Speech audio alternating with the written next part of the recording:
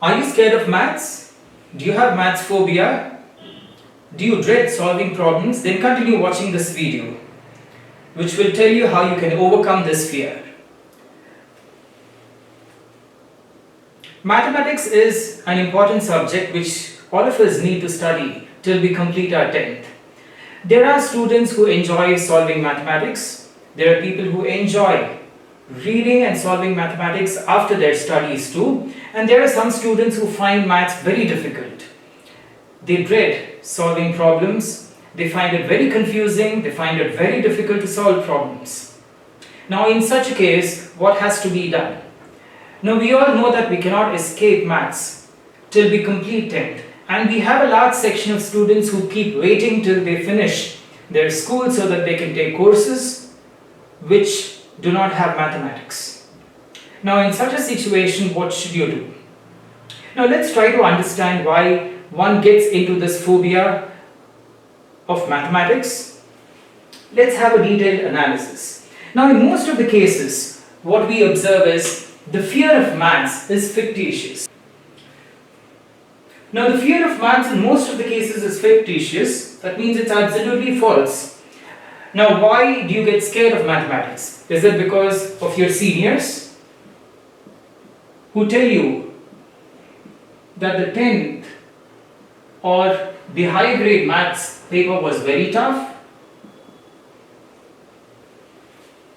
Or is it your friends, your family and relatives who always keep talking about maths?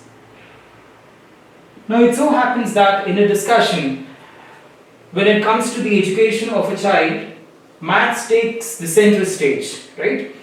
So people are not worried about other subjects, history, language. They feel that the student can manage. But when it comes to maths, there's a lot of focus. So an undue focus on one subject also leads to fear. And then, of course, you get an idea of maths being very difficult, and this is where the fear starts. So in most of the cases, the fear is fictitious, wherein you hear a lot of things from your seniors, from others saying that maths is very tough, and then you have your family and friends and relatives who always keep telling you that maths indeed is a very tough subject, and then that's where fear starts. Now, what happens if you have this fear? You tend to get a negative or a low self-esteem. So you get a sense of negativity, and therefore you lose your confidence. There is low self-esteem. So whatever little confidence you had starts reducing, right? And you come to a conclusion that maths indeed is a very difficult subject. Maths is too tough. And then when you get a low self-esteem, and when you come to a conclusion that maths is too tough, what happens? You start neglecting it. So when you start neglecting, what happens? Whenever problems are solved in class, you just copy them. You come home, you don't solve them because you feel that they are very tough, right? So you do not practice problems. So this neglect of this subject will keep continuing until you have a test or an examination. And when you open your books and when you try to solve problems a few days before the test or exam, then you would find it very difficult. So that is where you end up in the situation of having a maths phobia.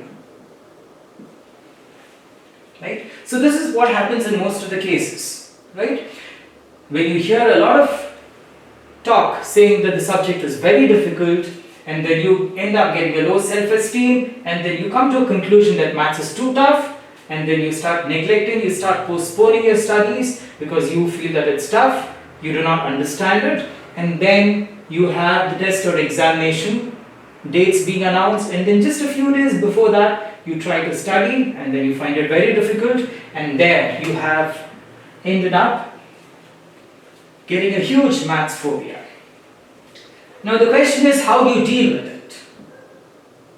How do you deal with maths phobia?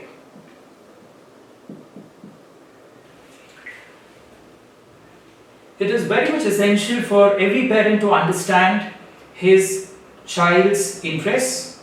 Now, if a child is really not interested in a particular subject, then it is important for the parent to understand that, and the required counseling has to be given by the parent, right? So therefore, it is required by the parent to understand the interests of the child. If a child is not interested in mathematics, there is no point forcing him to study maths, probably to take up science in his pre-university, or to have the desire of probably doing an engineering course or a medical course, etc.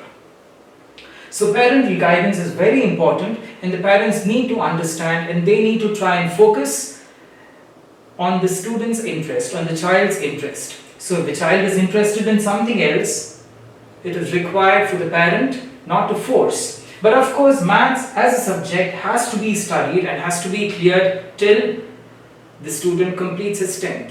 So undue focus and importance on the subject which the student does not like has to be avoided, and the parent has to be counseled, and the student also needs sufficient counseling. The second most important thing happens to be the teacher's role. The second most important thing happens to be the teacher's role.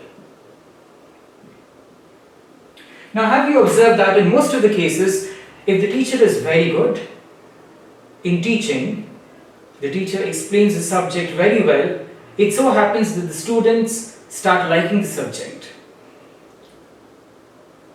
And even if the subject is very interesting, you have a very bad teacher who does not know how to teach properly, and then what happens? The students start disliking the subject. So it is very important to have the right kind of a teacher. So the teacher's role in the life of a student can never be underestimated. So it's very much important to have the right teacher teaching subjects like science and mathematics.